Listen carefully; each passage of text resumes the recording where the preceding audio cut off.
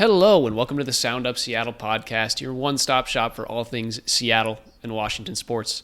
I'm your host, Tyler Cartwright, joined as always by my co-host, John Carey.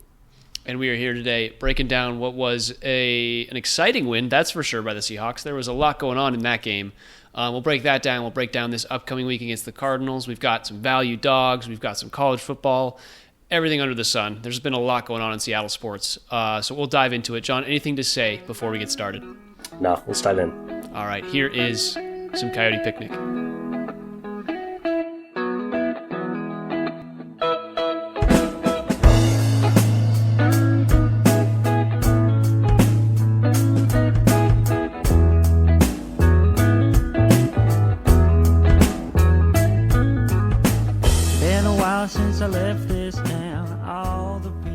All right, John.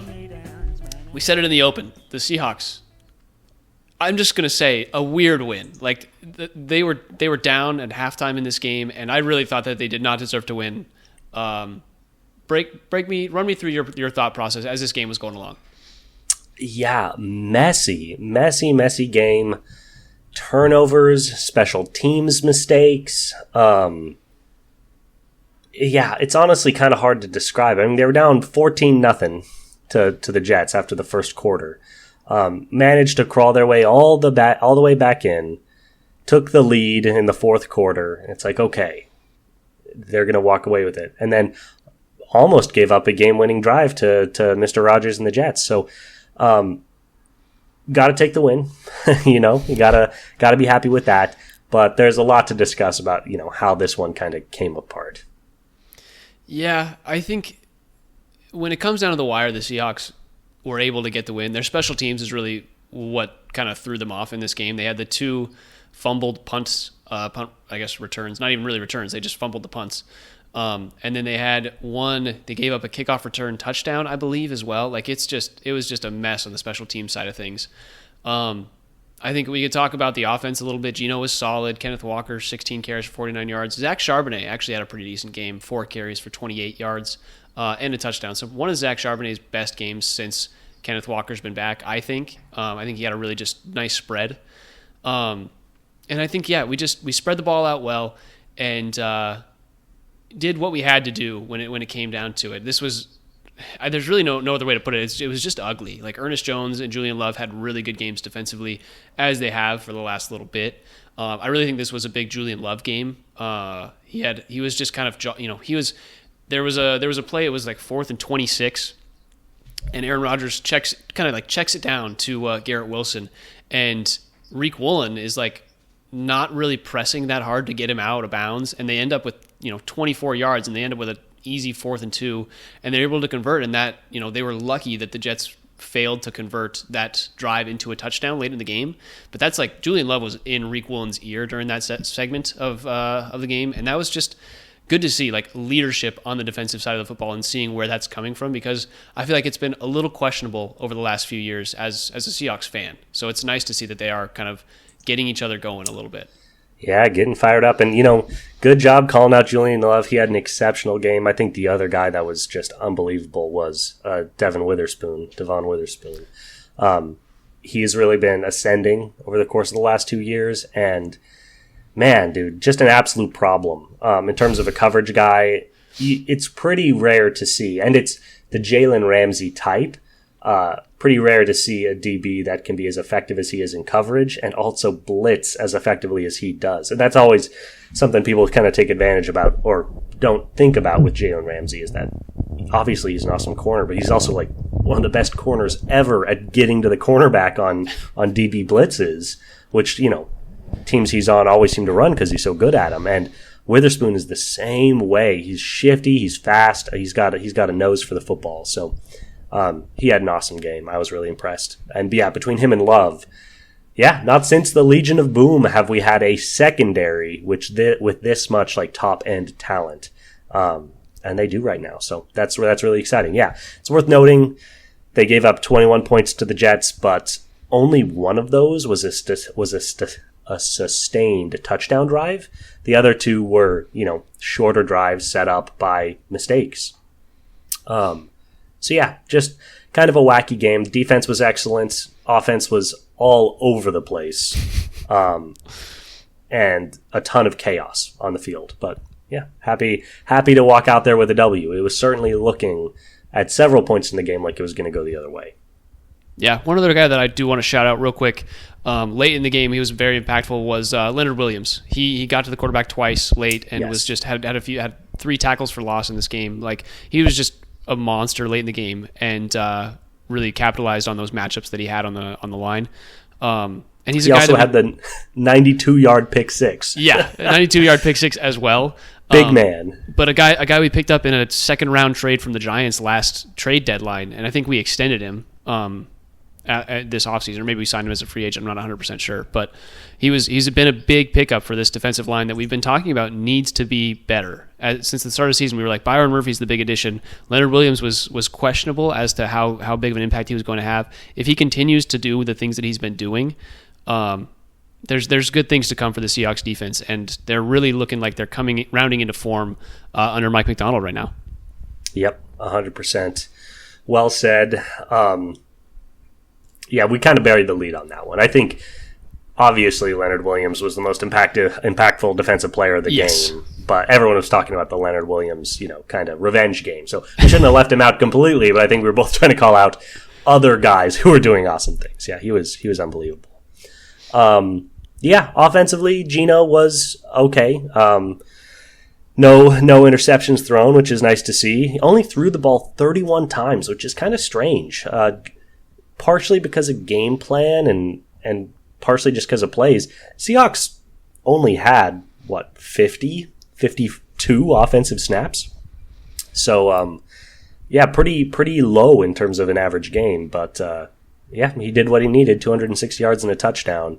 Kenneth Walker, again, struggling. 16 carries for 49 yards. He has not been effective since, week 4. Like, he got hurt, and since he's come back, he is not putting up any real numbers. I'm not even sure you can blame that on Kenneth. I mean, this offensive line is just paper mache at this point. Yeah, I think some of the time of possession and number of plays, you can attribute that to the Seahawks muffing and fumbling 2 punts, and so they just missed those 2 possessions, and they were set back pretty heavily in that first half. And again, lucky that they were able to come back. But yeah, Kenneth Walker, you've been mentioning it the last few weeks, and he's on a couple of my fantasy teams, so I feel like he has value because he'll always get a touchdown or a couple receptions and things like that. But this game specifically, 16 carries for 49 yards is like 3 yards a carry, and then he had 2 receptions for -3 yards. So he just didn't really do anything this game, which is fine. We had JSN, he went 4 receptions for 74 yards and DK for 66. So we had a nice spread, but it really was not the Kenneth Walker show. And this offense picked up a little bit of that slack, but not much. And this offense really did not perform. They scored 19 points, all things considered. Like they had the obviously interception return for a touchdown. They only scored 19. This offense has yet to score more than 20 points in a long time. Especially if you're looking at the defensive touchdowns that the Seahawks have been able to get. This offense is not as potent of an offense as we thought it was early on in the season. So something to note here, as we move along through the remainder of the schedule.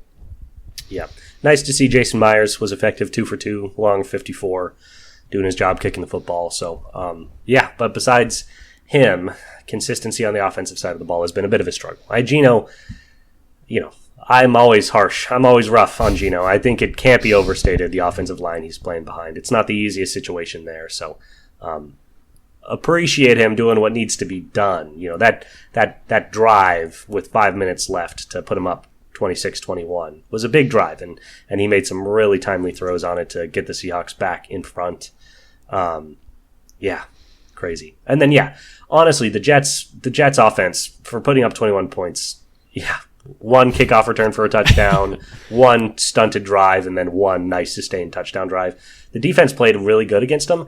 Yeah. I was so frustrated. It really looked like the Jets were going to win at the end. I was like, how do you guys play them so well all game and then give up the classic Aaron Rodgers drive to end the game? But they managed to reel it back in and get that final stop. So, a good game, a crazy game, kind of crazy enough it's hard to really talk about in any meaningful projecting way. But something that doesn't have to be projected, something that's very simple, is that the Seattle Seahawks were the only team in the NFC West to win a game this week, which has given them some much-needed separation from the pack. They're now a full game ahead of both the Cardinals and the Rams. Good thing. They needed it. They needed it bad. Yeah, I want to touch on one more thing with this game is they go 5 penalties for 50 yards again. That's still a good mark. Like 50 yards in penalties is actually a good number, all things considered. The Jets go 12 penalties for 83 yards in this game. They were all over the place and disorganized a little bit. The Seahawks... Well, they were just interfering left and right. On that last Seahawks drive, they converted 2 fourth downs on penalties. Yep. It was a problem, and I think the Seahawks have really tightened up recently, except for these, gameplay miscues, which are different than penalties. They had the fumbles and things like that. But in terms of the coaching and the issues that we talked about 3 weeks ago, that seems like it's really done its fair share, and we've tightened it up for sure. Talking about this NFC West matchup, or not matchup, but NFC West as things have shaken out, it's really big to get this 1-game lead over the Cardinals and the Rams. This is like a scary portion of the schedule right now. The Seahawks play the Cardinals this upcoming week, and the Cardinals then have a pretty cake schedule the remainder of the season. I think they play like the Patriots and a few of just like the worst teams in football. And the Seahawks obviously have a couple games against the NFC North, and it's just not looking the best right now. Let me pull up their schedules because I'm just rattling off things. I've got it right here. Perfect. The Cardinals play us, then they play the Patriots and Panthers, which is, those are two teams, especially in, weeks 15 and 16, that should be actively trying to lose, as, the number 1 overall pick in the draft is still very much up for grabs. So that is quite convenient. But their other games are against the Rams and the Niners, so they still got 3 NFC North or West games, and then 2 cakewalks compared to the Seahawks, 3 NFC West games I'm sorry, 2 NFC West games and 3 brutal matchups with the absolute gauntlet of the NFC North. So, Cardinals have.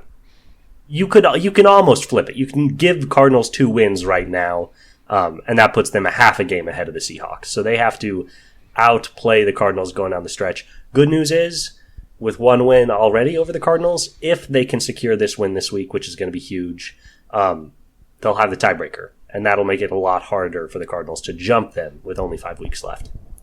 Yes, and I think something to point out, we talked about this before the season started, this Seahawks win total. We were not expecting them to be in play to fight for the NFC West, Do you think the NFC West is like a 10-win division, or do you think it's going to be 9 that takes it? Like if the Seahawks and Cardinals end up with 9 wins apiece and the Seahawks win that tiebreaker, do you think that's going to do it, or do you think they need 10? Absolutely not. They absolutely need 10. There's too much talent in this division. Rams and Cardinals both have 6 wins. One of them is going to win 3 games. I guess I shouldn't say 9 is possible, but I would be surprised.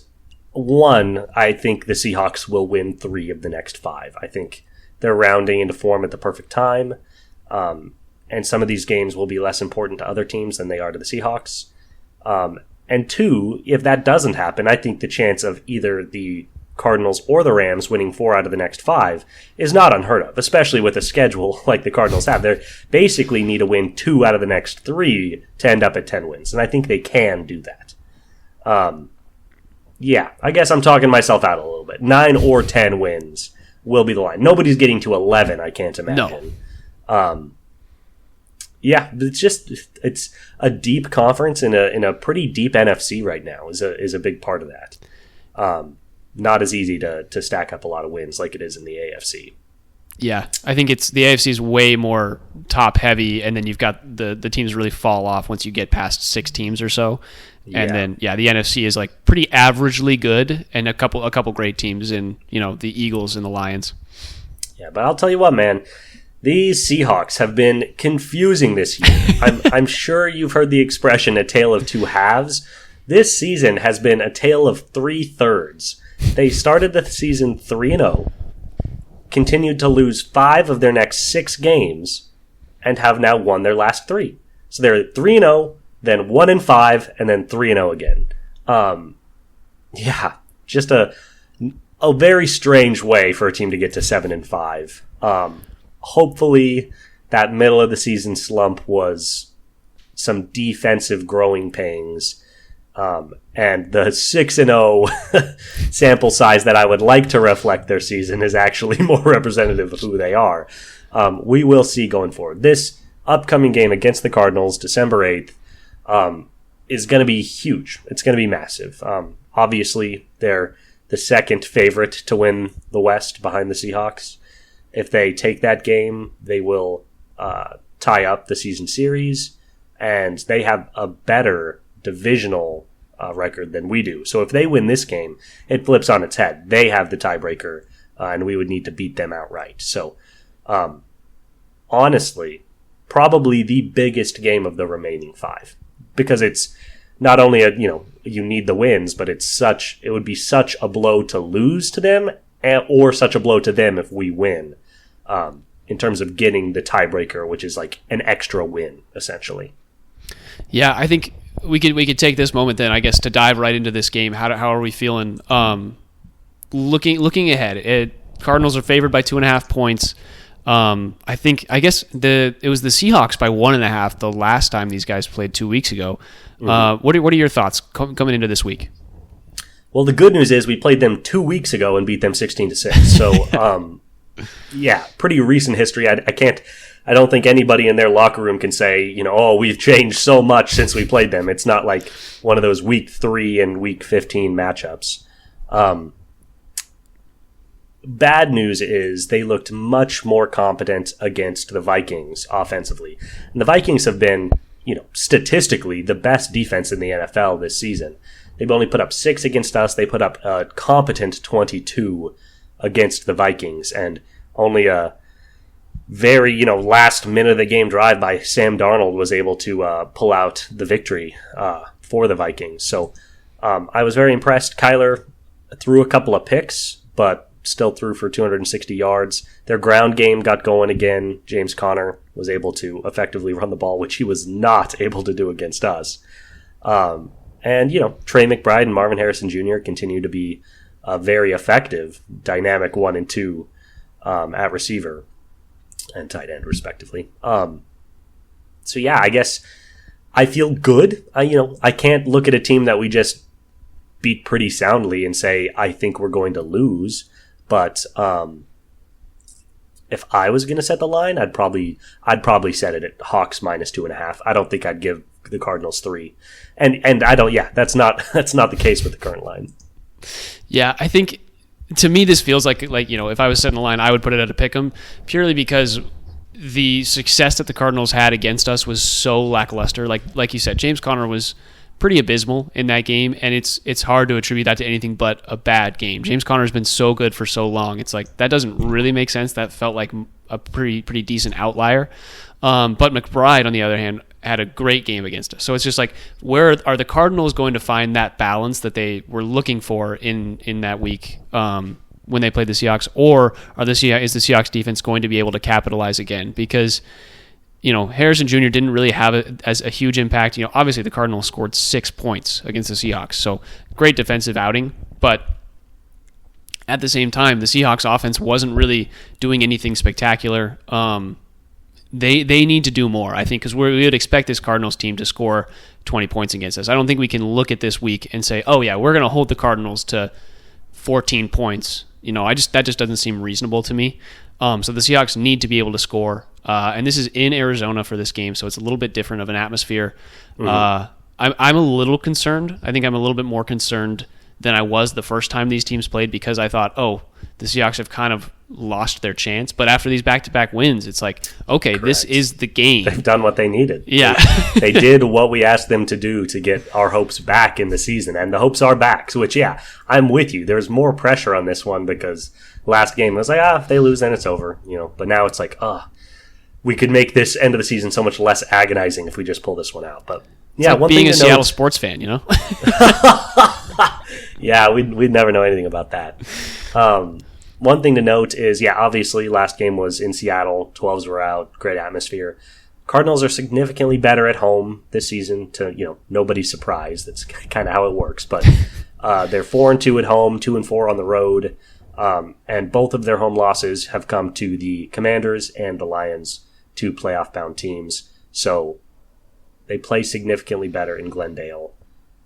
Yeah, this game is going to be real. I still believe in the Hawks just because the Cardinals' defense has also been playing a lot better the second half of the season. Props to them and their coaching staff. They're playing really well. But talent-wise, this Hawks defense has a lot more blue chippers. And offensively, I look at them as two fairly equivalent teams, you know. Kyler's a bit more dynamic, but he's also more mistake-prone. Our receiving core is better than theirs. Their running game's probably a little better than ours. Their line's a little better. So offensively, it's a wash. I just think we have a better defense. Yeah, that's very fair. One thing that we didn't talk about from this last week's game against the Jets, Michael Dixon, the Seahawks punter, was dealing with back issues, I think, most of that game after the first half. And that's something that might impact this upcoming game against the Cardinals. We luckily will have some time to get everything sorted. But having a backup punter is a real issue that teams might face. And Michael Dixon's been so good for so long for the Seahawks team. He's going to be sorely missed if he's unable to get right. So that is something to be concerned about. Obviously, the mistakes for the Seahawks in the special teams came from the receiving end of the Seahawks team.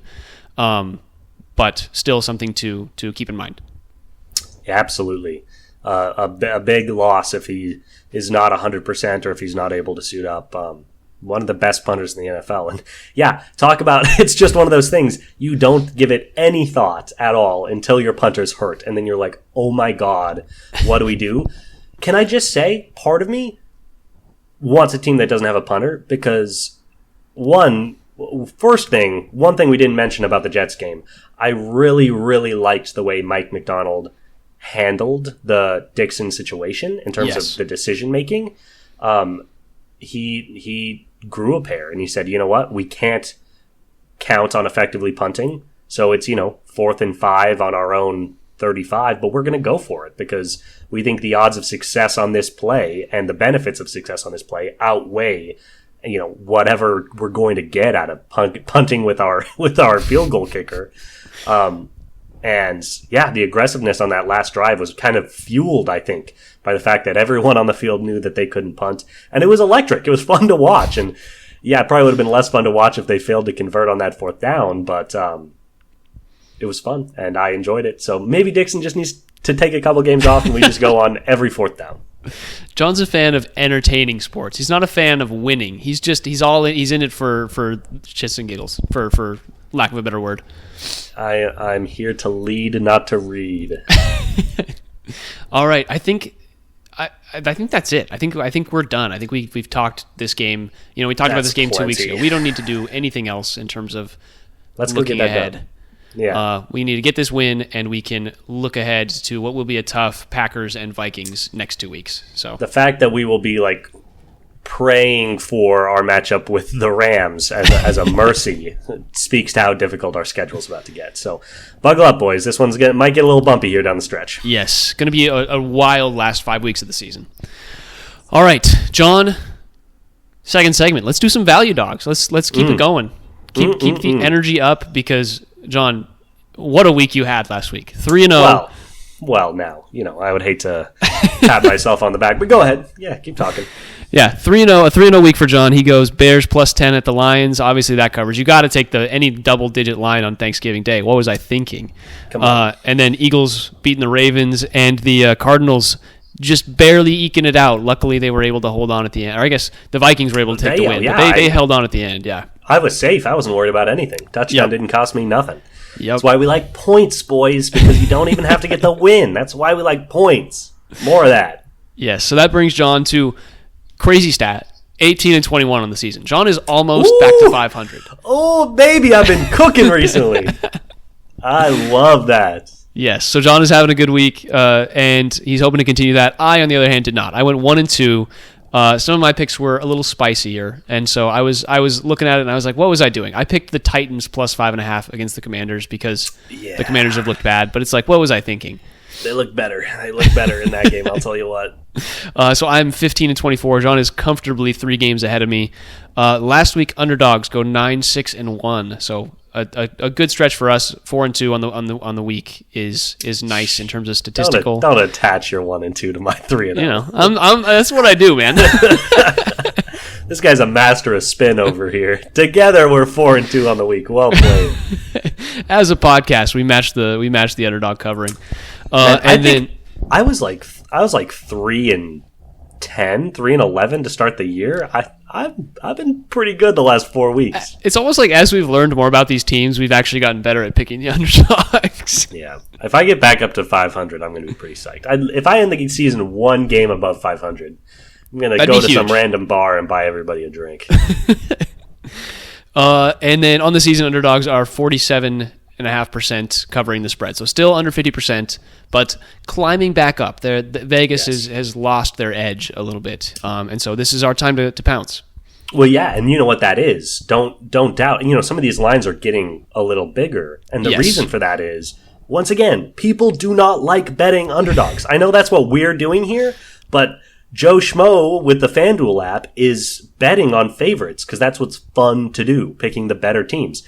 The fact that underdogs are only covering 47% of the spread, that means Vegas is losing 53% of the time. Yes. So this is a great time to be betting underdogs because unless Vegas wants to keep hemorrhaging money, they have to start artificially inflating these lines to get underdogs in a situation where they're, doing their job more effectively. So yeah, great. I think that as much as our knowledge deepening, those are 2 factors for why things have been getting better. Yes, and with that, I'm going to give you the first pick of this week. What is this? Week 14 for the NFL. Week 14, yeah, week 14. And let me tell you, maybe my favorite week we've done in terms of underdogs. I'm loving the underdog lines all over the place here. Some of these ones you're going to have to sell me, I'm sure, but I've got 3 that I actually really like, so I'm not deviating. I'm still not deviating, and if we have 3 different ones or 6 different ones again, I will shoot myself in the foot because I got to trust John in some of these points. Yeah, I bet you we might overlap. With my first pick, I'm going back to Old Faithful. I swear they've maybe let me down once this season, but they continue to be underdogs even though they're a really good team. I'm taking the Chicago Bears. +4 against the San Francisco 49ers. Did you have that one? Yep. Okay, we're on it together. This one is easy to me.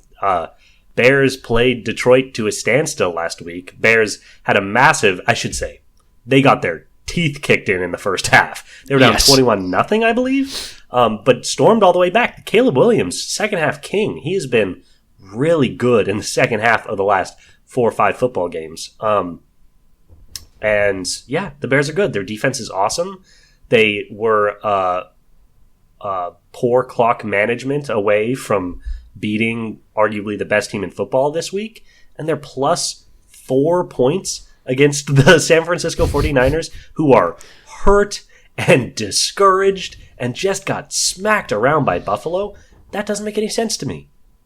No, yeah, the 49ers just lost Christian McCaffrey for the season. Like, this team is... Great call! Like, this team is not going... Like, they might beat this Bears team. I'm not going to say they're not going to beat them, but this Bears team is at least put together. They've got a new coach that either could open up Caleb Williams in an even greater way, or it might deter them. But I think it's something that a new coach always helps the offense shine and the defense can rally behind. Especially, it sounds like Matt Eberflus was not the best of vibes in terms of the Chicago Bears locker room.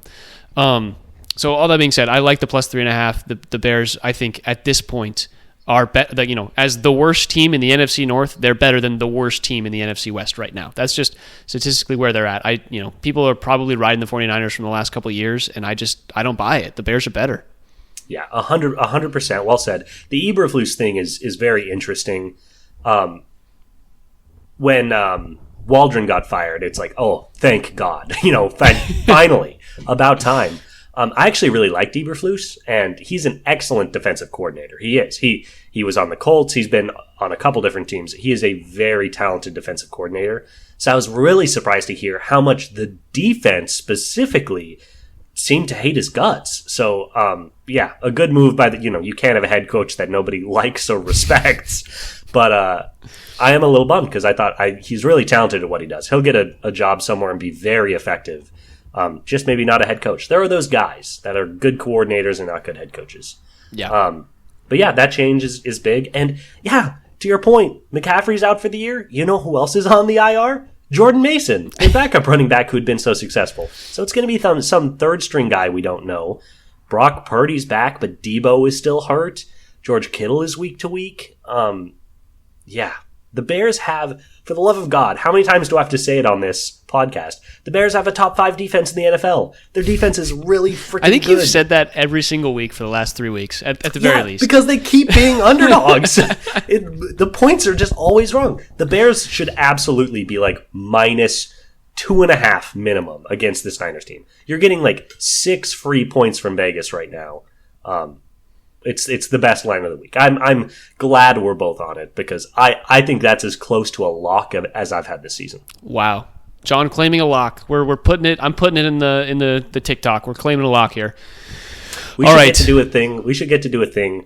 We should be able to call lines where if we're right, if we call it a lock and it's right, it counts as 2 wins, and if it's wrong, it counts as 3 losses. That way you only do it very selectively. Yes. Maybe for next season. You would have a lock every single week. You'd be negative wins. I'm way too confident. That'd be bad for me. All right, with my official first pick, but technically second pick, I am going to take the Green Bay Packers plus 3.5 against the Detroit Lions. The reason for that is the Lions defense got so beat up last week against the Bears. And I think this Packers team has really rounded into form over the last few weeks. They've looked really good offensively. They've got weapons in every facet of the offensive game. They've got Jacobs. They've got a bunch of different receivers who are all effective at what they do. And it's really, I think it's going to be a shootout. And I think this Packers defense, with the Lions' loss of a bunch of key players defensively, I think this Packers defense is probably better than the Lions. So the real question is, can a Packers offense be a little bit less effective than the Lions? Probably. I think they're just as good offensively. So, and also, I love the in-division matchups that are over 3 points. So 3.5 points, especially in this matchup, I really like a lot. Yeah, 100%. All of the good points, and every single one of them is very, very good. I think the best one is probably, the divisional component of it. These teams know each other so well to get 3.5 points. If it was 2.5, I'd think about it more. Wouldn't have taken it if it was 2.5, yep. Yeah, but it makes a big difference. These are arguably 2 of the... It's kind of similar to Eagles-Ravens last week, where it's like, okay, 2 of the 5 best teams in the NFL are playing in this game. I guess I'll just take the one where I'm getting points, because it's like, it's so hard to tell when 2 great teams play. It becomes so individual matchup dependent.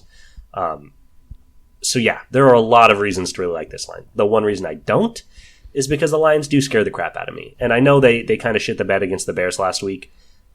Bears played a lot better in the second half, but it's worth noting that in the first half of that football game, it's like, okay, this Lions team is completely unstoppable and clearly the best team in football.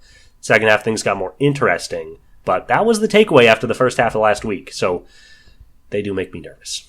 Yes. One more note is... I totally forgot what I was going to say. I had it while you were talking, and then I just got really engrossed in your voice, John. Yeah. I'm good at what I do. Don't feel bad. Yeah, that's fine. It's a good line. I respect it. I honestly was eyeing it, but I'm going to let you have it. No reason to double overlap. I'll think of it in 5 minutes and bring up that point again, by the way. Yeah, do it. Okay, with my second pick of the week, I am taking... Yeah, I'll take them. I'm taking the Los Angeles Chargers plus 4 against the Kansas City Chiefs. It's time. One, no team has ever been due for a loss as badly as this Chiefs team is doing. Like they're owed 7 losses over the last 5 weeks. They're owed more losses than they can literally achieve. So that is one reason. But mainly it is, it's 2 teams kind of going in different directions. I mean, obviously, the Chiefs continue to win games, but they've been doing it against poorer competition with worse results over the last weeks. They almost lost to Oakland. They almost lost to Brock Bowers and a bucket of sand. Like, unbelievable that they almost lost that game. Meanwhile, this Chargers team played the Ravens to a standstill. That was a really good game. They've just looked really good in recent weeks. Justin Herbert's getting a lot better. Other than Quentin Johnson, their receiving core is looking a lot better. and their defense is humming. So I think, one, I think the Chargers are a reasonable pick to win outright, and two, 4 points. 4 points is huge, especially against this Chiefs team that when they win by 1 or 2. So it's almost like a double victory. It's Chargers can win or the Chiefs can win in the same way they have all season, and this bet will still cover. Yeah. 2 things. One, I remembered my point. The Packers, taking them plus 3.5 is a little scary only because I feel like everybody is hitting that line right now. I feel like if you're into betting right now, everybody is keen on the Lions defense struggling and just dealing with injuries. And so the Packers line is a little scary if you don't like following the public bets. Now, back to the Chargers-Chiefs line. I 100% agree with you. I think the Chargers are a better team than they've been given credit for based on where they're at. Like, I think, what's their record now? Are they 7-5? Are they Chargers? Yeah, they're one of those. They might be 7-5. They've stacked up a lot of losses, but they played a tough schedule. I think that's the thing. They've played a tough schedule, and they're better than a team with that record would generally be given credit for, I think. So 4 points feels like a decent margin here. And again, the Chiefs don't put anybody away. They like to win on the last possession, and who knows? They might block a field goal for the win again because that's just what the Chiefs do. And all that is to say, I like your line. I'm not going to take it, but I like it. I'm doing a homework project right now. I was thinking about this, and I thought it was interesting. Yeah, the Lions, they're just so interesting. While we went back to that game, they, over the course of their 12 games, they are 11-1. In their 11, or I guess in all 12 games, they have only failed to win by 3 or more 4 times. Obviously, when they lost to the Bucks, they then, they had a 3-point win against the Vikings, 3 against the Texans, 3 against the Bears. But other than those games, they're just beating teams by like 20 every single time. It's kind of funny. They just don't win games by intermediate values. So it's one of those things where it's like, this will either definitely cover or it will not cover. Yes. It might be hard to be worried about this one at the end, but we'll see. Sorry, we got on a total tangent there. I'm taking the Chargers. That's my second pick. All right, and I guess with that, my third and final pick, since I took the Bears earlier as well, the Bears. I'm going to take the Cowboys plus 5.5 against the Bengals. I really hate the Cowboys right now. I really do. This line I don't love, but the Bengals gave up, was it 44 points to Russell Wilson and the Steelers last week? Have you guys watched this Steelers offense ever in this season? It's Russell Wilson. That team hadn't scored more than like 20 points. I think all season, probably. I think that feels right. All season. They've been better than that. It's not like Skip Bayless over here. That might be the first time they scored over 30 this season, and to get 44 points on this Bengals team, the Cowboys will score at least 30. They showed that they were capable of scoring on that Thanksgiving Day game, where I think they scored 34 points. Just kind of banking on this awful, awful Bengals defense, and Cooper Rush having what will be a fun game. Joe Burrow versus Cooper Rush. Quite the matchup, if I do say so myself. Yeah, this is an interesting line. I was eyeing it as well, and the main point is a fair one, and that's the Bengals defense is the worst defense in the NFL. What happened last week was tough to watch. Russell has led 2 games in which the Steelers have gone over 30 points. But your point is well received. They're not the most dynamic offense in the NFL. The reason I'm concerned is because the Cowboys defense is also pretty bad, and I kind of think Joe Burrow and Jamar Chase are just pretty furious right now at the fact that their record is what it is, and maybe they're going to give up, or maybe they're going to drop like 65 points on the Cowboys. But 5.5 points is a lot. Cooper Rush does not have to be good to put up points against this Bengals defense. He just has to avoid disaster, and the points will come. So 5.5 points is a lot. I respect it, but I'm going to let you have it. Thank you, sir. Instead, I'm going to go a little more chalk. We already discussed this, so we won't spend ages, but the Seahawks plus 2.5 against the Cardinals, another situation where I think you're getting about 5 points. I think it should be the Seahawks minus 2.5. So money on the table as far as I'm concerned. Divisional game, big game, under a field goal. There are a lot of reasons not to like it, but the reason to like it is I think the Seahawks are better. So I'm going to take that one. And that's going to be my next 3-0 week. That's how I get back to 500 right there. Wow, Hawks, look at this guy. Bears, Chargers. I'm going to put those 3 in a parlay this week. All right. I guess that's it. Our Week 14 Sound of Seattle Value Dogs. Costco will sponsor us, but for now, we're gonna just take our Value Dogs and run with them. We'll help you get your name out. Soon everyone we need will the know brand recognition. All right. Next up, we have got to discuss 2 of the worst college football losses that we've had to discuss on this podcast, probably. Oof, maybe the 2 worst. Probably the worst week for college football that we've ever had to talk about. I think that's actually true. Like, we've talked, it's been 2.5 years at this point. UW went undefeated in the regular season last year. We had no bad games to talk about until they lost the national championship game. So, yeah, this is something different. So, I think we break down what was an awful Washington State game first, because they didn't give up a touchdown, right? They gave up 5 field goals. No, they did give up a touchdown, but they tried to go for a 2-point conversion and failed. Yeah, but only 1 touchdown. Hey, this is just a complete reversal of fortune. This was Wazoo's chance to end a fun season on a high note. And, my takeaways have not changed about what I think of this team. John Mateer is a star. They've got some talent on offense, and their defense is not very good. But talk about a turn of script. We were just talking about how they had lost 2 straight games while putting up 35 points. This offense has looked unstoppable. Let me just look real quick. These are the points for Washington State looking backwards. 38, 35, 49, 29, 42, 25, 24, 54, 24, 37, and 70. And they put up 14 points against Wyoming. Not a crazy score for a lot of teams. A crazy result for this Wazoo team. Crazy. Additionally, this was at home for Washington State. Like, this was going to be their, like, hey, we're going out. This season was going to be 9-3, and we were going to take this to a bowl eligible, game, baby. Yeah, and they're bowl eligible. But yeah, looking at this, it's like, is this team? I feel like this team couldn't beat.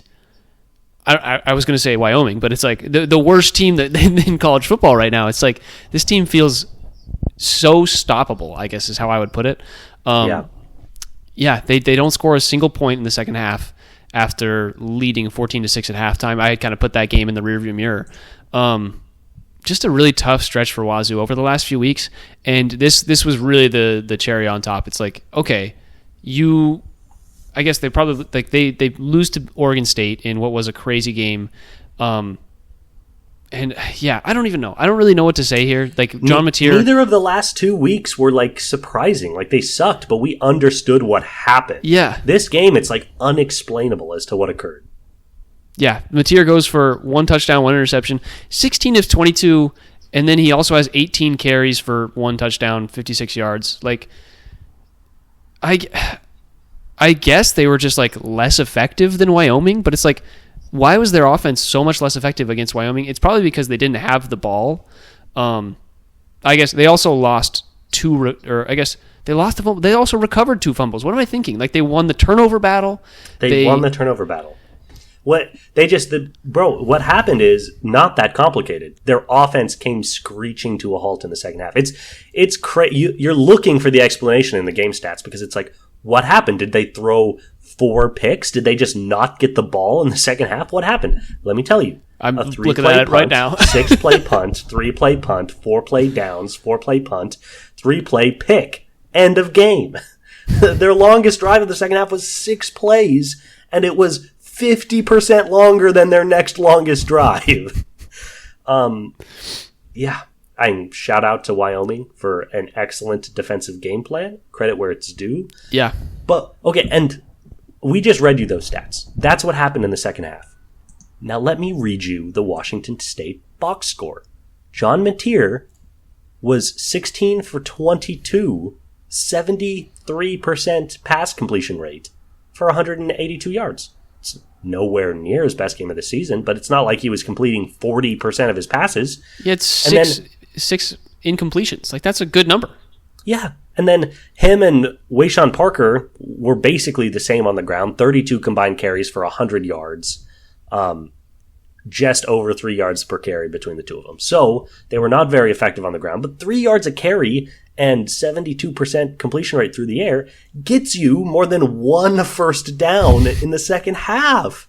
I would need to go back and watch it so closely to see, like, how did this go wrong so many times in a row?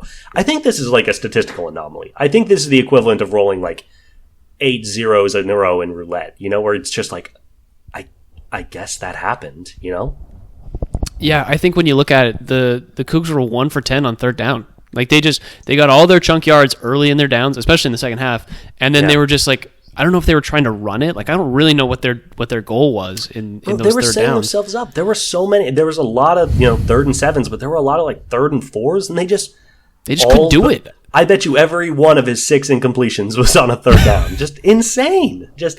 And there's nothing real to that. Mateer is a clutch, timely player. Like just bad luck and good defense, I guess. Once again, I don't want to take away from Wyoming. They put together a nice win, but Wyoming's not that good. Yeah. And kind of another one of those cases where Washington State just never really had the ball for that long. Like they had 25 minutes of possession to Wyoming's 35. Like it's just they've been losing the time of possession battle in all of their losses pretty handily. Like they just their defense is on the field for way too long. I am a big believer in that. I think if your defense is on the field for 35 or more minutes a game, it's like you're probably going to lose, even if your offense is that effective. It's just your defense gets so tired. And I think this Wyoming defense, because they were on the field for such a limited amount of time, like they were putting their effort into every single play, and it really, really showed in that second half. Like you said, it was punt, turnover on downs, interception, and those were the 5 or 6. I guess there might have been one more punt for Washington State in the second half, but like that was it. Don't forget that 4th punt. Yeah, it was a mess. And you know what? Shout out to the Washington State defense. 3 turnovers, held them to 15 points, only 1 touchdown allowed.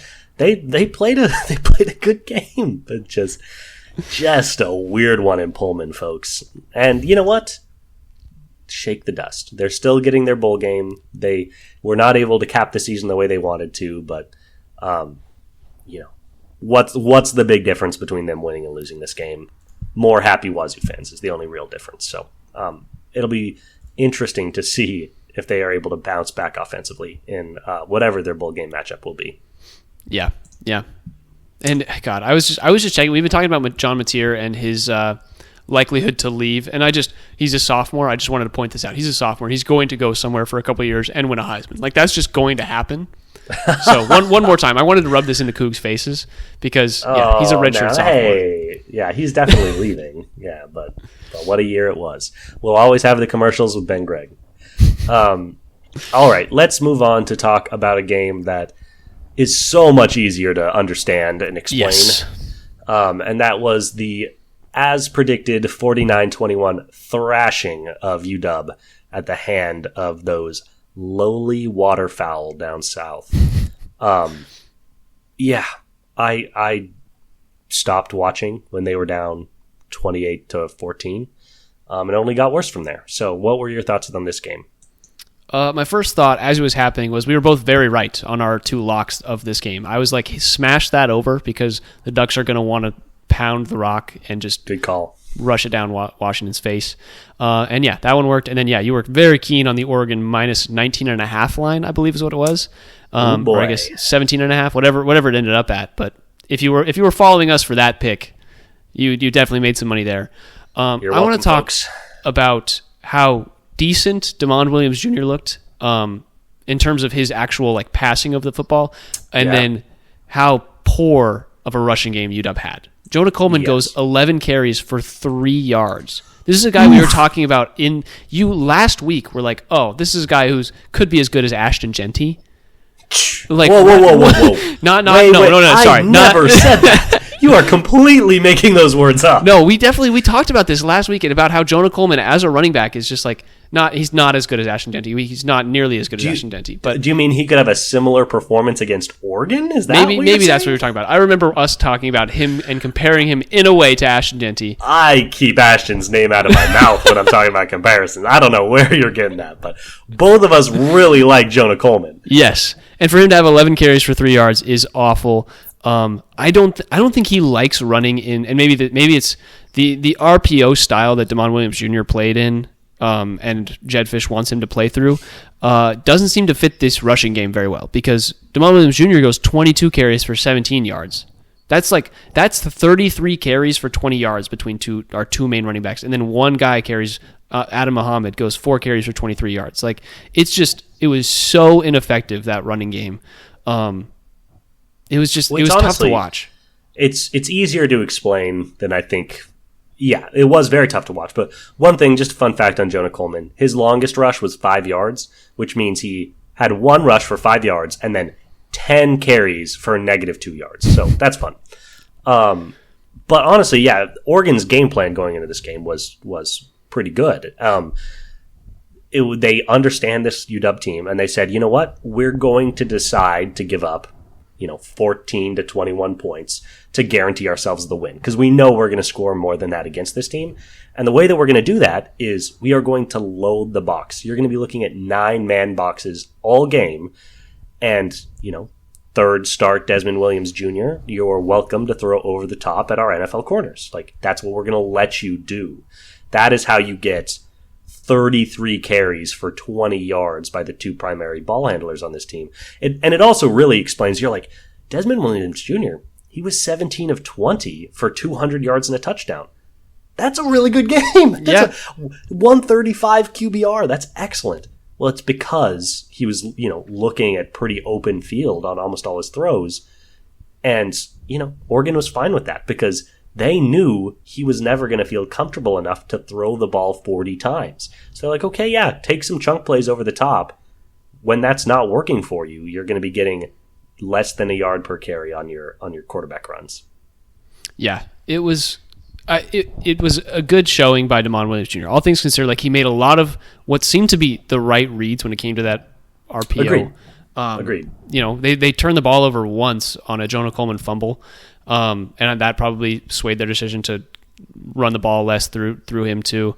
But yeah, I think you're starting a true freshman at quarterback against the number 1 team in the country. You're not expecting to win.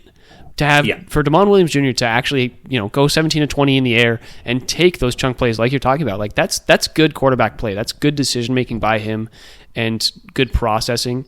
The main thing is this rushing offensive style just didn't work because, like you said, Oregon stacked the box and made it tough. I would like to have seen this style done against a team that didn't really know how to prepare for it. Oregon really came into this game with a game plan and executed very well. They let Washington score 21 points, and that's okay. They were fine. They wanted us to score quickly so that they could get the ball back. They were fiending for points. I just had one last note, and that's pretty poor, in my opinion, offensive game plan in terms of adjustments. Because the fact of the matter is, they threw the ball 20 times. They rushed the ball 37 times. Almost twice as many rushes as passes. The passing game was effective. Running the ball was a complete fucking waste of time. So why weren't they throwing the ball 40 times? Hey, Desmond, take the top off. Let's go. Who cares? We're playing the number 1 team in the country. Nobody's expecting us to win. Why are you committing? He's averaging, 17 completions for 200 yards. He's averaging over 10 yards per completion, and he's hitting them 85% of the time. And they run the ball 33 times while averaging half a yard per attempt. That's horrible. You can't stay committed to that when you see it go wrong. So I was very disappointed in the game plan. Let me give you the reason for that. They want Damon Williams Jr. to do this in the future. They want him to have this RPO style and be able to make these passes and do all these things in the future. They know they're not going to win this game. They kind of come into it with that being their mentality. And Damon Williams Jr. took that, took the rushing game on the chin, and he got tackled 22 times. He had a tough time rushing the ball as well. But giving him that time to get those reps in is really what's going to be important for this team moving forward. I guess. Is that even good practice for running RPO? I guess he's really good at being tackled by very strong defensive linemen now, but it seems like all you're doing is risking injury or making him more passive. But we'll see. I hear what you're saying. The point is sound. Yeah. Either way, we don't need to talk about this game anymore. We had to get that one off our chests. Defensively, I have nothing to say. Oregon is a lot better, and they scored a lot of points. Yes. Moving on. Let's talk. You want to talk college basketball next, or do you want to go through all of the one-offs? Well, let's start with Galaxy. I want to talk Galaxy. Yes, let's do it. Sounders, excellent matchup against the LA Galaxy this week. Unfortunately, they lost a 1-0 match. Defense showed up. Defense did everything that could be asked. First goal was scored in the 85th minute. 85 scoreless minutes against a team that was averaging 5 goals a game so far in the playoff. Defense showed up in a big way. Offense just wasn't able to match. They weren't able to do their job. We said 2-1. That's how you win this. And the defense did their job. So, not a, you can't call it a disappointment. They got the devil off their back beating LAFC. But just a bummer to see the game plan work and the results not match. Yeah, I think this was just kind of a battle of attrition in terms of the Galaxy are just so much better offensively than the Sounders. And eventually offense has the ability to beat out defense. It's like the Sounders never really felt like they had a chance. They had 8 shot attempts and 4 shots on goal. It's like they didn't really have that great of an offensive game plan. I think they were hoping for just like a good turnaround off a corner or something like that. But yeah, they had 13 fouls, a lot of fouls late in the game too. I think in that second half, they were really just like, we need to get some momentum. And the LA Galaxy did a good job of just like not letting them do anything with any sort of free kick that they received or anything like that. Sounders with 4 yellow cards. It was a pretty physical game on the Sounders end, and I think there was a lot of frustration towards the end of the game. It goes to plus 8 minutes in like extra time, so just quite the long one. And I think the Sounders might have had a chance, but they needed to score early to set some sort of tone, and that just didn't really happen. That would have been nice. You said it well. 4 yellow cards, all 4 in the second half. Little frustration. And I also think it's just like, just trying to get something going, trying to make a big play. So, frustrating to see the 4 yellow cards to 0. I'm not calling out any referees or anything, but they all have houses in Malibu. A good game. They played well. Galaxy are probably the more deserving team. So they will move on to the MLS Cup. And the Sounders will take what they can get as a semifinalist. Yeah. The LA Galaxy play the New York Red Bulls also in the chip. Which another LA New York matchup. This is classic. It's all rigged, just what the MLS sport needed, It's great. That's why they booted Messi in the first round, is to get that LA New York matchup. It's what they prefer out there. I think of the games that the Galaxy will have played in the postseason, this Sounders game is probably going to be their toughest. The Red Bulls are not really that great, so should be a cakewalk for them. Do you want to talk? Let's talk Kraken real quick. Let's just get it over with. The Kraken, I believe they just beat the Hurricanes 4-2, if I'm not mistaken. And then, we're recording this on December 3rd at 9:30 p.m. my time. So they just beat the Carolina Hurricanes 4-2. They lost their previous 3 matchups, 2 against the San Jose Sharks and 1 against the Anaheim Ducks. Little 1-3 stretch for the Kraken is what we expected. They went, 2-1, I think, last week when we talked, and I expected them to come a little bit back down to earth, and that happened in a real way. What are your thoughts? No thoughts. Pass. No thoughts. Just, we're moving on. Last year's happening again. Listen to our podcast from last year if you want my thoughts on the Kraken. That's fair. Yeah, go back December 4th or whenever that one came out, and you'll find the exact same thoughts that we had. All right. Shall we jump to basketball? Yes, something to talk about. We're already at an hour here. We got to move at pace. And we're going to start with who I want to start with because I'm selfish that way. The Gonzaga Bulldogs have played 3 games since we last talked, starting with a entertaining but disappointing loss to West Virginia in overtime in the quarterfinals of the Battle for Atlantis. West Virginia played a good game. Obviously, their guard, Javon Small, dropped 31. He was really carrying their offensive load. But this game really came down to absolutely flubbed execution at the end of regulation. This game never should have gone to overtime. Gonzaga handed it to West Virginia. They were up 4, I believe it was, and turned the ball over trying to get over half court. And this was with 20 seconds left. So West Virginia, instead of having to foul, which they would have had to do, cut it to 2, was able to play defense straight up. I guess must have been more than 30 seconds on the clock. And then, a weird sub play where Few was not able to get Ryan Nembhard back on the court, and led to West Virginia being able to tie it up before overtime. And then they beat us hands down. But congrats to them. That's really on Few and on our guard play, really sloppy down the stretch. That should have been a win.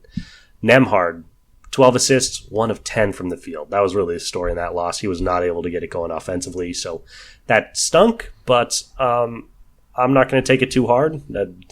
Ranked teams were losing left and right. UConn, worth shouting out, lost 3 in a row. Dan Hurley, eat your fucking heart out. Hilarious.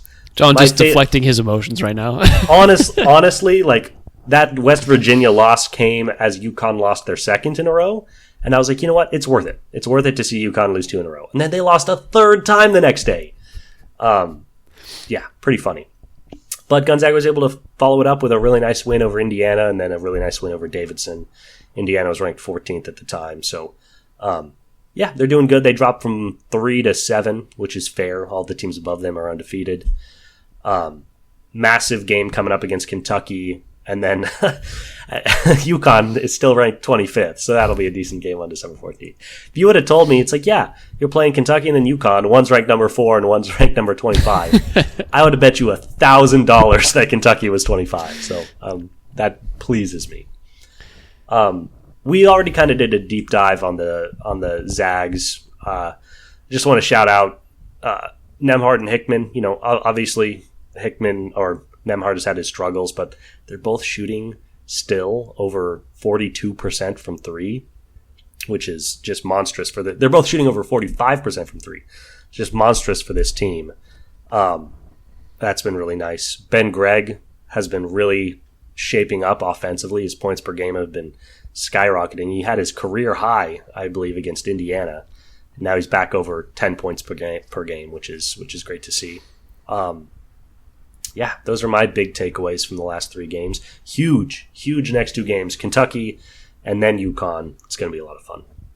Yeah, for Gonzaga, I think they're going to be one of those top teams in the nation for the entirety of the season, and you see it in their points per game. They scored in that West Virginia overtime game. They scored 78 points. They just shot the ball poorly in that one. They're used to scoring 90 points a game, and right now they're in that one they just weren't able to. So tough little stretch for them, but Gonzaga will be okay. Like they're going to shoot the ball better than that most of the time. Hopefully they can avoid that during the tournament at the end of the season, but for now they'll play this Kentucky game pretty well. Both teams, I would expect this game to be like 95 to 92. Like it's going to be a high scoring, high flying game. So throw that one on your calendar and watch that this weekend. You know what else is interesting? Their defense has been very underrated this year. They are first in the D1 college basketball area. 66.1 points allowed per game. That's first out of 364 schools. Oh, no, I read that. That's hilarious. I read that so wrong. I was like, Nevada keeps pace at like 55 per game. Yeah, that's so funny. I don't know how. I swear I thought it said first. One, their defense is still very good. 75th out of 364. So still good, but not. That's hilarious. I was like, I can't believe they're first. They're not. They're not even close. And then they're 5th in points scored per game at 90.4. So very good offense. This is actually much more normal. This is what we expect from Gonzaga basketball. A little bit more pedestrian. Yeah, that's hilarious. I was like, what the heck? Oh, I'm just an idiot. Yeah. Good offensively.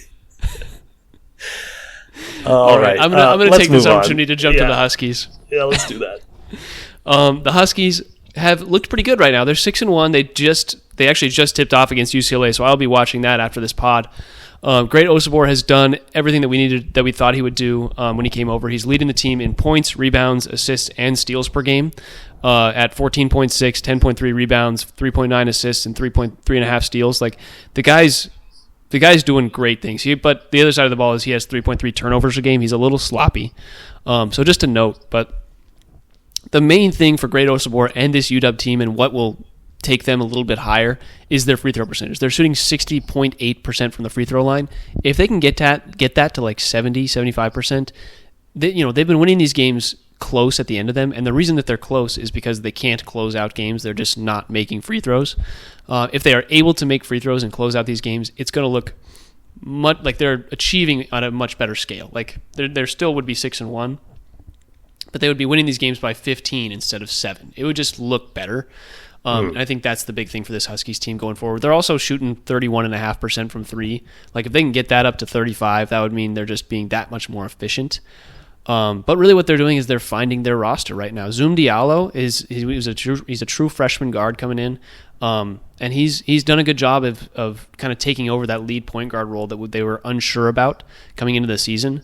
And then Tyler Harris coming out of the University of Portland, he's scoring 14.5 points a game. He had 2 games back to back where he scored, I think, 27 and 28 points in 2 games. And he's really turned it on, which has been nice to see from him as a scoring player. He's been shooting the ball well, 48% from 3, 74% from the free throw line, and 53% from the field. So just a really efficient scorer in Tyler Harris, and something that I don't think the Huskies knew that they had coming into this season. So that's been very, very nice. Other than that, there's not anybody that I really want to shout out. Makai Mason's been good at closing out games. And yeah, that's kind of it. Yeah, this team is very interesting. Yeah, shout out Tyler Harris. His 3-point shooting is so important to this team.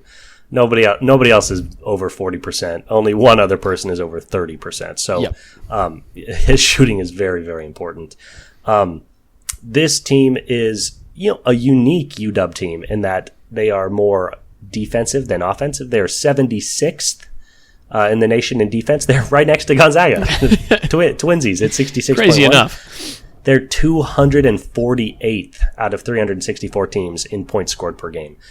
This team cannot put up big points, and you see that in their points scored. They have 2 guys averaging double digits. I guess we'll give it to Zoom Diallo at 9.9 and call it 3. But yeah, the offensive output on this team is just not huge. You can see that because coach is it's a true 10-man rotation. At Gonzaga, we're shocked and pleased that we get to see 8. Yeah. You guys have 10 guys averaging 13 minutes a game or more. So a true 10-man rotation. Only 2 guys are averaging more than 30 minutes a game. No surprise, it's your 1 3-point shooter and Great Osabor. And yeah, they're just trying things. And I guess the negative view would be you shouldn't have to be trying all these things. You should have an idea of who your roster is. But the good news is, if they can find something, if they can find what works, and if this lineup gets trimmed down to 8 guys and they have more of a true natural rotation, that will likely be because their offense is improving. So I think there is room to grow. But yeah, what it is it's some excellent defense, and it's been enough offense to get the job done. Yeah, Great Osabor, little disappointing offensively maybe so far in the year. 14.6 points per game. I think I would have expected a little bit more from him on that front. That's fair. I think 14.6 is actually quite a lot when you look at college ball. Like, a lot of guys are not dropping 15 points a game. Sure. That's a tough stat to get in college. They're so much more streaky. The game is just so much less one guy oriented. It's just very different from the NBA. Don't be named great. I don't know what to tell you. That's fair. You can expect greatness from great. But one thing to note, Frank Kepnang hasn't played since I think the second game of the season. He's been hamstrung with an injury. So his minutes are trimmed down, which I think is what they're doing. He was their starting center going into the first game of the season, and I think him being injured has thrown a little bit of a wrench in the plans, and they're trying to figure that out on the fly. So this team will come together, I think. But yeah, shooting 42% from the field, 61% from the free throw line, and 32% from the 3-point line. Like, those are just inefficient numbers. Technically, with those numbers, they should be shooting more 3-pointers, which is crazy. But with those numbers, they should be shooting more 3-pointers. And I think those numbers have to level out eventually. Otherwise, this team, is looking like a lackluster offense at the very least. 100%. But, shout out to what they've been doing. They've won their last 5 straight games, all scoring more than 70 points and holding their opponents to less than 70 points. So that's clearly the zone that this team wants to live in. They have not scheduled a very tough non-con schedule. I haven't played a single ranked team. Things won't really stiffen up for them much until Big Ten play starts. But, yes. A UCLA-USC matchup over the next 2 weeks, that'll be fun to watch. See what they can do. It's just funny comparing it to Gonzaga. We'll play 5 ranked teams over the course of our first 12 games. And UW won't play one until their 2, 4, 6, 8, 10, 12, 14. Until their 18th game, they'll play ranked Illinois. It's what we do. We're setting ourselves up like the Big Ten in football, well said. Well said. They're trying to get that number next to their name as well. So, shout out to UW. Nothing to complain about with 6-1, huh? Yes. You want to jump to some Washington State basketball discussion? They just beat Nevada, I think, which was a big win for them. Yeah, big win, 68-57. Nice. They're having a good year as well. They're 2-4, 7-2, 7-2, looking strong. Their advanced metrics actually better than UW. They're 66th in points per game, scoring at a pretty good rate. And I guess 253rd in defense. So that's so funny. It's kind of like they're they're opposites. Dude, why does Wazoo always do this? They're always an offensive heavy team that sucks on defense in every sport that they do. Because that's how you recruit, John. That is how you recruit as Washington State. You're like, hey, go ball out, do your thing. The other team's going to score, but this is how you get stats. This is how you get numbers. Defensive specialists not wanted. Anyway, their offense looks really sharp. We were just talking about UW, 2 guys in double figures. Wazoo's got 6 dudes averaging double figures. It's a well-rounded offense. Nate Calmese? I think it's Calmese, yeah. Calmese, averaging 17 points a game. So put that in your pipe and smoke it. Yeah, still the Washington transfer, over. Still a tough one. Yeah, and Cedric Howard, 18 points a game. That's nice to see. He's a 50, 56, 84, 40 guy. He's got good stats right now. Yeah, he is looking very nice. So, guard play is obviously the strength. Guard play and then true forward play. They're missing that big inside presence. You can obviously see that in the points scored against them. But they're a fun team to watch, man. Classic Wazoo behavior. So, good to see. They'll be fun in the WCC. We'll see them. We'll see them here against Gonzaga before too long. Really a team that feels pretty similar to last year with the Miles Rice and Jalen Wells combo at guard, and then they had Isaac Jones as kind of their big forward presence, but not really a true center. Feels very similar to last year, and who knows, that team worked pretty well, and obviously their scoring has been pretty good. So Washington State, keep an eye on them. They're looking pretty good from what I've seen from them. Sure. Yeah, makes sense. All right, that's all I've got, man. Are we done? Did we finish in an hour and 15 minutes again? I'm proud of us there, man. I really thought that was going to be 2 hours. It's how are we going to... But we do a good job. We speed up as we need to, and we just don't talk about the Kraken when it's not needed. Screw the Kraken. I got nothing to say about those losers. All right. Well, for John Carey, I'm Tyler Cartwright, and this has been the Sound Up Seattle podcast. If you enjoyed this episode of Sound Up Seattle, please feel free to give us a follow on Spotify, Apple Podcasts, or wherever you're listening. You can also find Sound Up Seattle on Twitter, TikTok, and Instagram, all at Sound Up Seattle, all lowercase, all one word. You can also find us on YouTube. We do short segments, 15, 20 minutes about each of the teams if you really are only focused or only care about one of them. Last week, big week for the Seahawks discussion because I think it was the 4-day weekend. Everybody was excited to watch YouTube and watch us break it down. So that was exciting. And then, join the conversation. Email us your questions, comments, or concerns at soundupseattle@gmail.com. You could find me, Tyler, at TyCart50, everywhere that's important. And you can find John. Gosh, I just replayed the original Battlefront 2 classic. So much fun. Love to do it. I don't know, man. It's cold out. I like to stay inside and drink. It is quite cold out, especially here out in the Midwest, man. It's 20s every night. I woke up this morning and my apartment was 64 degrees. I was it was too cold. Wow. Shocking. Stay strong out there, brother. That's tough stuff. What can I say? Yours is probably even colder. You've got the full window wall. Yeah, we like it a little cold, man. You gotta have blankets, 64 degrees. That's a nice temperature. More for you. That's a Washingtonian for you. Yeah, I like it rainy. All right. Well, with all that being said, let's go Dogs. Let's go Dogs, baby. Go Zags. Big game. Big game.